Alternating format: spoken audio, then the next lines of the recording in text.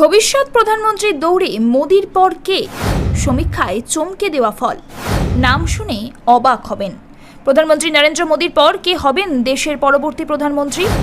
এই প্রশ্ন এখন সবার মনে। 2029 সালে লোকসভা নির্বাচনের পর কে বসবেন দিল্লির মসনদে? এই কৌতূহল থেকেই একটি বিশেষ সমীক্ষা চালানো হয়েছে। সমীক্ষার বিষয় ছিল মোদি পরবর্তী সময়ে দেশের পরবর্তী প্রধানমন্ত্রী কে হতে পারেন। এই সমীক্ষায় তিনটি গুরুত্বপূর্ণ নাম উঠে আসে: উত্তরপ্রদেশের মুখ্যমন্ত্রী যোগী আদিত্যনাথ, স্বরাষ্ট্রমন্ত্রী অমিত শাহ এবং কেন্দ্রীয় মন্ত্রী নীতিন গডকরি। সমীক্ষার ফলাফল রীতিমতো চোখ কপালে তোলার মতো। এতে বিপুল সংখ্যক মানুষ অংশ নেন এবং নিজেদের মতামত দেন। ফলাফলে দেখা যায় উত্তরপ্রদেশের মুখ্যমন্ত্রী যোগী আদিত্যনাথ সবাইকে পিছনে ফেলে দিয়েছেন। মোট 84% মানুষ মনে করেন তিনিই প্রধানমন্ত্রী মোদির পর সবচেয়ে যোগ্য উত্তরসূরি। কঠোর প্রশাসনিক দক্ষতা এবং হিন্দুত্ববাদী ভাবমূর্তি তাকে জনতার পছন্দের শীর্ষে এনে দিয়েছে।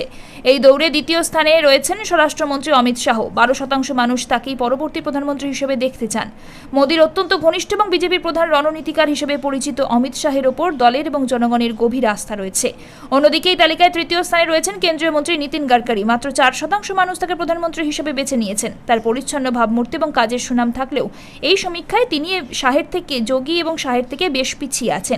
এই সমীক্ষার ফলাফল ভবিষ্যৎ রাজনীতির গতি প্রকৃতি সম্পর্কে একটি ইঙ্গিত দিচ্ছে, যা বেশ তাৎপর্যপূর্ণ।